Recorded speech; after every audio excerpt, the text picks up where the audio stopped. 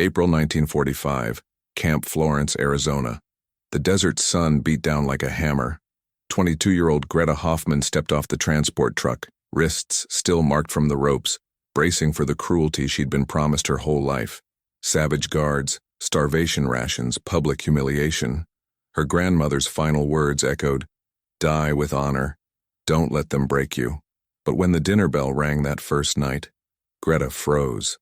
On the tin tray before her sat a thick slab of beef roast, mashed potatoes dripping with butter, green beans, a fresh roll, canned peaches. She whispered in disbelief, "This is American prison food." An older prisoner slapped the fork from her hand. "Don't touch it, it's poisoned." But then Lieutenant Sarah Tanaka sat down across from them, cut into her own identical plate, and took a bite. Geneva Convention. Same rations as U.S. troops. Everything Greta had been taught was a lie, and that single meal would shatter her entire world. But before we dive in, if you want to hear more incredible untold stories that history tried to bury, smash that subscribe button and drop a comment telling me where you're watching from. I love seeing how far these forgotten truths can travel. The desert swallowed sound. That was the first thing Greta Hoffman noticed as the transport truck's engine cut and the tailgate dropped with a metallic clang. No birdsong, no wind, just heat pressing down like a physical weight, turning the air to glass. She stepped onto Arizona soil with her wrists still bearing the rope burns from the journey, blinking against sunlight so bright it felt like punishment. 22 years old and certain, she was walking toward her death. The other women climbed down behind her, 12 in all, ranging from nurses to clerks to radio operators like herself. They'd been captured in different places, processed through different camps, but they all carried the same rigid posture, spine straight, chins level. The Führer's daughters trained to die with dignity rather than beg for mercy from savages. Greta's grandmother had gripped her face in the Munich railway station 3 months ago, fingers like talons. They will starve you, beat you, parade you through streets for their amusement. Don't let them break you. Die with honor. She'd believed every word. But the woman walking toward them now wore a pressed uniform with lieutenant's bars and carried a clipboard instead of a rifle. Japanese-American, Greta realized with a jolt. Dark hair pinned severely, expression neutral as carved stone. She stopped 3 paces away and said in flawless German, "I'm Lieutenant Sarah Tanaka. Welcome to Camp Florence. Follow me for processing." No shouting, no dogs, no hands raised to strike. The women exchanged glances, confusion rippling through the group like wind over wheat. Greta felt her chest tighten. This had to be theater. The calm before the real horror began. Processing took an hour. They were assigned bunks in a wooden barracks that smelled of pine sap and dust. Greta stared at the thin mattress on her cot, the first actual bed she'd touched in weeks, and felt her throat close. A bar of ivory soap sat on the pillow, white and clean as a lie. She picked it up, turned it over in her hands, waiting for it to dissolve into ash. "Where are the whips?" whispered Anna Schultz, the youngest at 19, her voice cracking. "Where are the dogs?" No one answered. They were all thinking it. The dinner bell rang at 1800 hours. Greta filed into the mess hall with the others, shoulders tight, preparing for watery gruel or moldy bread. The smell hit her like a fist. Roasting meat, yeast, butter, coffee, real coffee. Her stomach clenched so hard she nearly doubled over. Jimmy Muller, the camp mess sergeant, stood behind the serving line with a ladle and an easy smile. He said something in English she didn't catch, then gestured at the trays. Greta held hers out with shaking hands. He piled it high. A thick slab of beef roast, pink in the center, mashed potatoes with a pat of butter melting into gold, green beans, a roll that gave off steam when she touched it, canned peaches in heavy syrup. Greta stared. Her hands wouldn't stop trembling. "This is American prison food," she whispered in German, the words barely audible. Liesel Weber materialized at her elbow, 38, hard as winter, former SS auxiliary who'd been barking orders since the transport. She slapped the fork from Greta's hand. It clattered to the floor. "Don't touch it," Liesel hissed. "It's poisoned. They want us to think we're safe."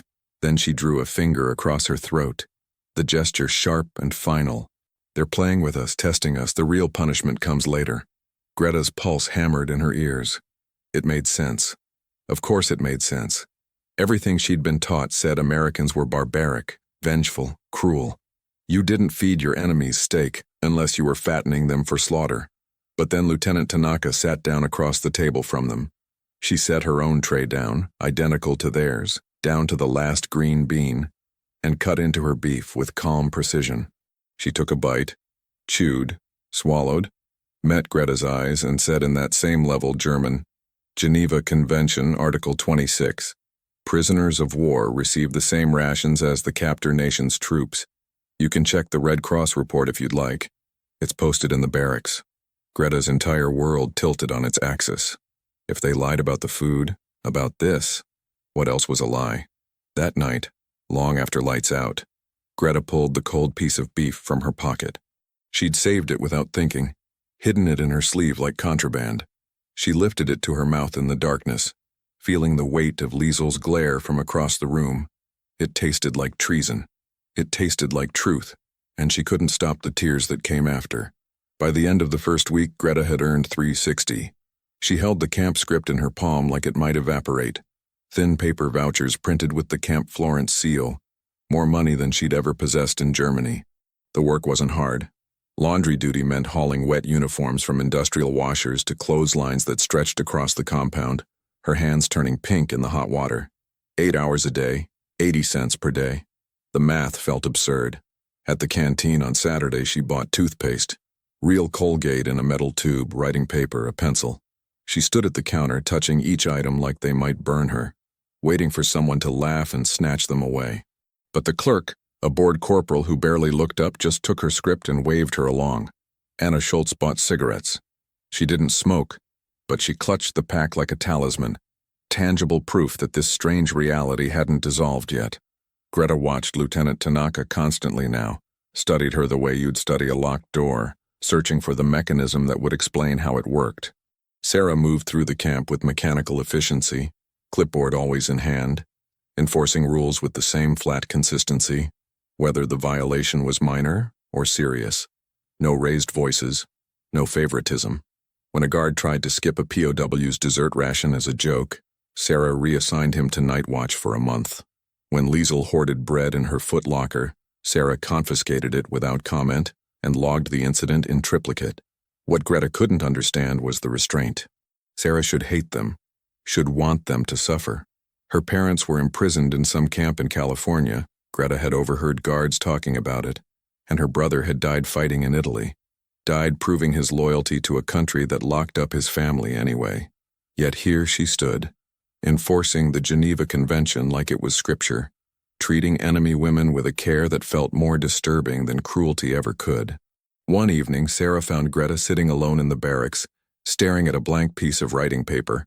The others had gone to the recreation hall for a film screening, but Greta couldn't make herself go, couldn't make herself do anything but sit with the pencil hovering over the page. "Writer's block?" Sarah asked in German, her accent precise and oddly formal. Greta looked up, startled. "I don't know what to say to my family, if they're even—" She couldn't finish. "The truth is usually a good start. The truth is I'm being treated better here than I ever was at home." The words came out sharp, almost angry. "The truth is I eat steak while they starve. How do I write that?" Sarah was quiet for a long moment. Then she reached into her bag and pulled out a small cloth-bound book, German-English dictionary, the cover worn soft at the edges. She set it on the bunk beside Greta. "Thought you might want to read the convention yourself," Sarah said. "Article by article. It's not mercy, it's law. There's a difference." Greta picked up the dictionary slowly, feeling the weight of it. "Why are you doing this?" "Doing what?" "Treating us like we're human." Sarah's expression didn't change, but something shifted behind her eyes. "Because the law says you are, and the minute I stop following the law, I become what I'm fighting against." She turned to leave, then paused at the door.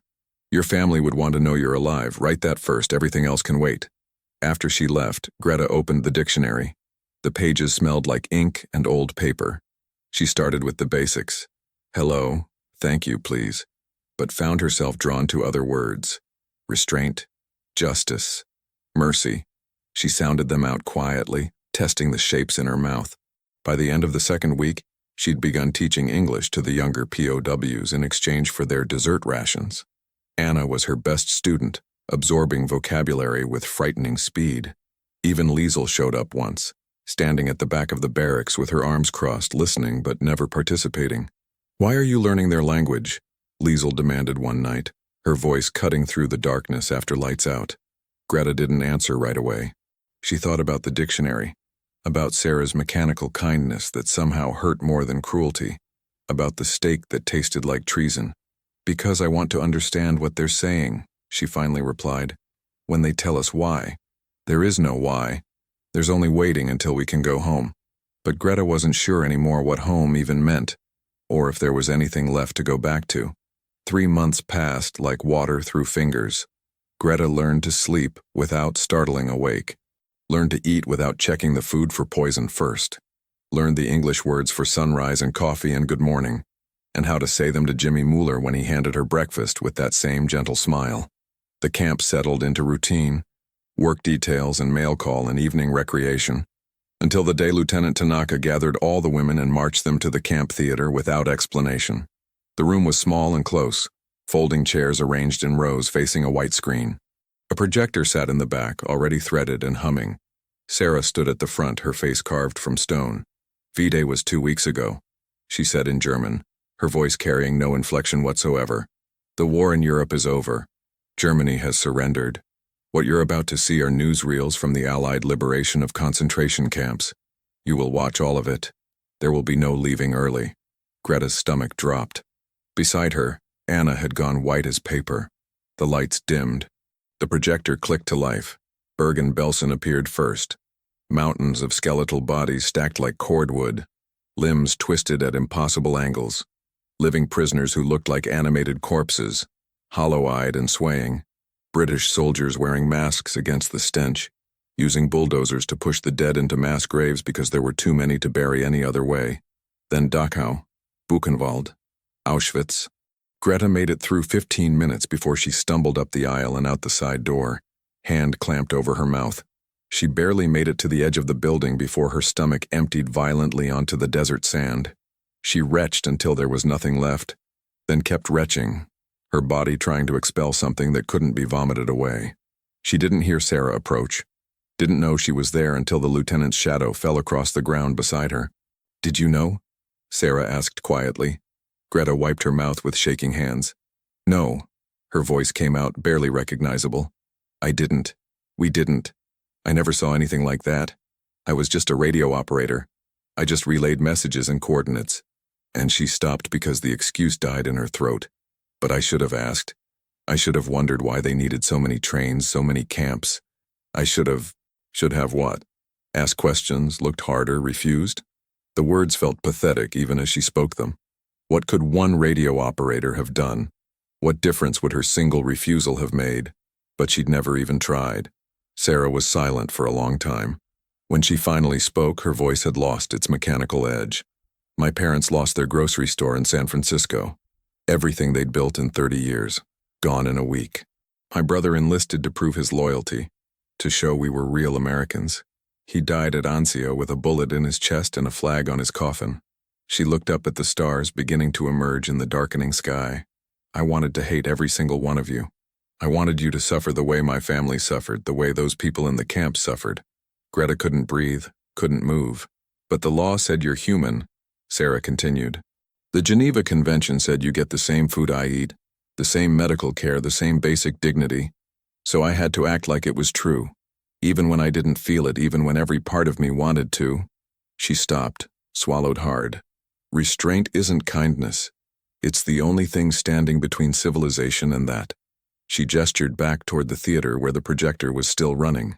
Greta wanted to say something, wanted to apologize or explain or beg forgiveness. But what apology could possibly be big enough? What words existed for this? 2 weeks later, the women organized a concert in the recreation hall. Someone had found an old upright piano. Sarah played badly, hitting wrong notes and laughing at her own mistakes, while the German women sang folk songs their grandmothers had taught them. Nothing political, just music about mountains and rivers and seasons changing. Even Liesel softened that night, pulling out photographs of her children and passing them around with trembling hands. For one strange hour, they weren't prisoners and guards. just women trying to remember what it felt like to be human. That night, Greta wrote another letter home. She'd written dozens by now, all unanswered. She folded the paper carefully and addressed it in her neatest handwriting. I am safe. They treat us well. I hope you are alive to read this. She never expected a reply. But 3 days later, the Red Cross envelope arrived. The envelope was thin, too thin. Greta held it between her fingers in the barracks, feeling the weight of absence inside it. Red Cross letterhead. Official stamps.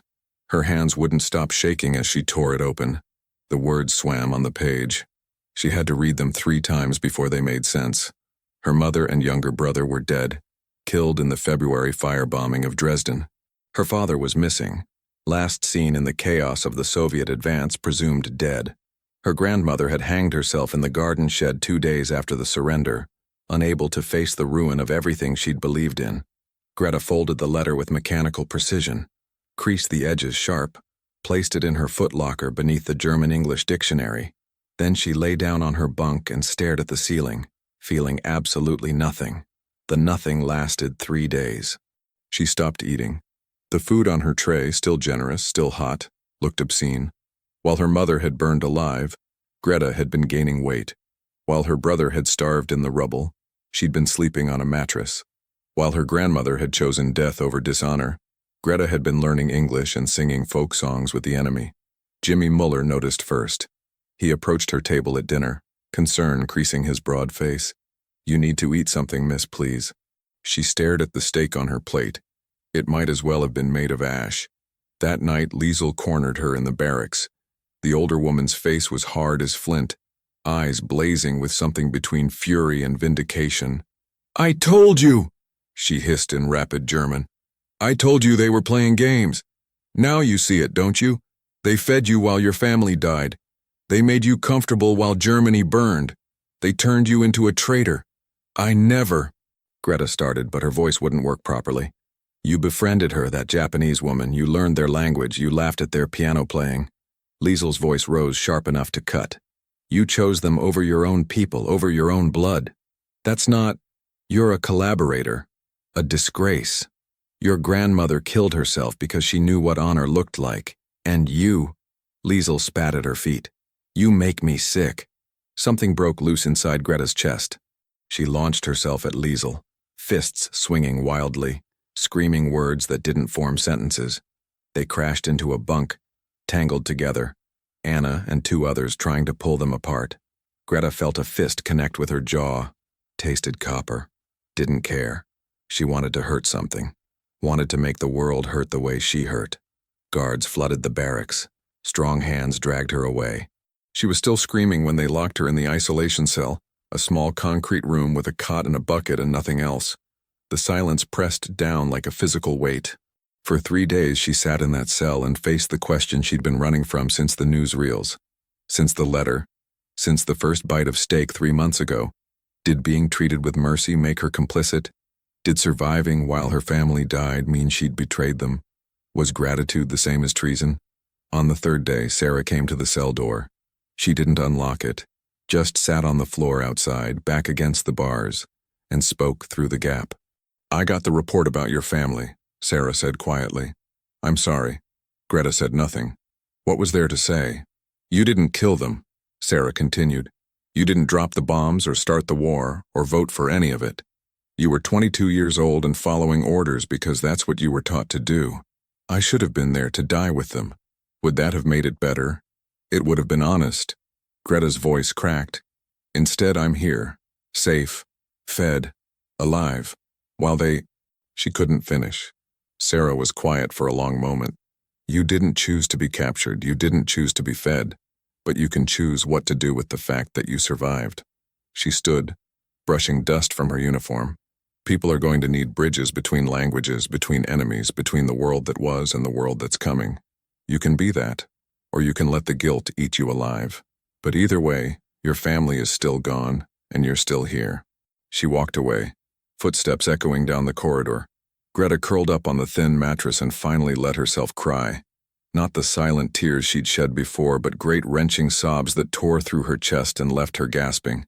She cried until she was empty. until there was nothing left but the terrible, unbearable fact of her own continued existence and the question of what to do with it. They released Greta on a Wednesday morning. She walked back to the barracks with her jaw still tender and her hands still shaking and found the other women preparing for repatriation. The camp was processing them in waves, sending them back to occupied Germany on transport ships that would dock in Hamburg or Bremen.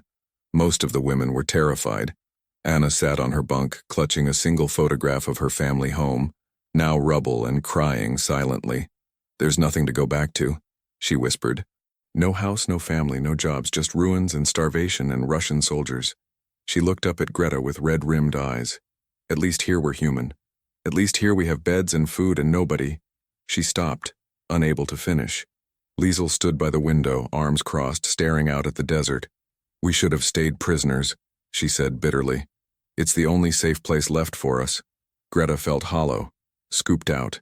She had no family to return to, no home, no identity beyond the lies she'd been taught and the mercy she still couldn't fully accept. She moved through the days like a ghost, doing her work assignments mechanically, eating because Sarah watched her with those steady, dark eyes until she took at least a few bites. A week after her release from isolation, Sarah found her in the laundry room and handed her an envelope. "Red Cross needs a translator. German refugee in Tucson looking for her daughter. Lost track of her somewhere between Munich and the Swiss border. I told them you might help." Greta stared at the letter, written in shaky German script. A mother's desperate plea, full of specific details. The daughter's birth date, the color of her coat, a distinctive scar on her left hand from a kitchen accident. The kind of details only a real mother would know. "I don't know how," Greta started. "You read German, you read English, you understand how systems work now." Sarah's voice was matter-of-fact. "It's not redemption, but it's something real." Greta took the letter, spent 3 hours that evening carefully translating it, adding notes about where to search, which agencies to contact, what paperwork would be needed. She walked it back to Sarah's office after lights out, slid it under the door, and went back to her bunk feeling something she couldn't name. 2 days later, another letter arrived, then another. Word had spread somehow. There was a German POW at Camp Florence who could help with missing person cases, who understood both languages and could navigate the bureaucratic maze. Greta translated requests, wrote letters, filled out forms, small acts that felt inadequate against the ocean of suffering, but real nonetheless. One evening, Sarah brought her a follow-up. The Tucson mother had found her daughter in a displaced persons camp near Stuttgart. They'd been reunited. The daughter was alive. Greta read the thank you letter 3 times, then pressed her palm against her mouth to stop the sob that wanted to escape. One person, one small thread reconnected in the vast torn fabric of Europe. It shouldn't have mattered. It shouldn't have meant anything. But it did. A Red Cross worker visited the camp 2 weeks before repatriation began. Tall woman with efficient movements and kind eyes, recruiting staff for displaced persons relief operations. They needed German speakers desperately, people who could help survivors navigate aid systems, fill out paperwork, locate missing relatives, translate trauma into forms that bureaucracies could process. "It's not glamorous work," the woman said, addressing the gathered POWs in careful German. "Long hours, difficult conditions, heartbreaking cases. But if you want to help rebuild, this is where it starts." Greta sat in the back of the room, Sarah standing against the wall nearby. Their eyes met. Sarah nodded once, barely perceptible. That night, Greta pulled out the German-English dictionary and found the word she needed: purpose. She sounded it out quietly, testing the shape of it. When the Red Cross worker asked for volunteers the next morning, Greta raised her hand. Liesel watched from across the room, her expression unreadable. "You're still choosing them," she said later. "Still turning your back on your own people." "No," Greta replied quietly. "I'm choosing the people who need help. That includes my own people. It includes everyone." The day before repatriation, all the women were asked to sign statements about their treatment for Red Cross documentation. Liesel refused, still clinging to her belief that it had all been theater, manipulation, psychological warfare. But Greta sat at the table with a pen and wrote in careful English, each word deliberate. "I came expecting cruelty. I was given steak. I expected savagery. I was given law. I do not understand mercy, but I witnessed it. I will spend the rest of my life learning to pass it forward. She signed her name at the bottom and slid the paper across to Sarah, who read it without expression, then looked up and held Greta's gaze for a long moment. Good luck, Sarah said simply. If you found this incredible story as eye-opening as I did, please hit that like button to help more people discover these forgotten pieces of history.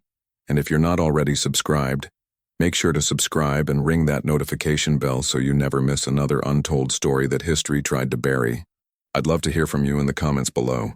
Have you ever heard stories from your own family about World War II that challenged what you thought you knew?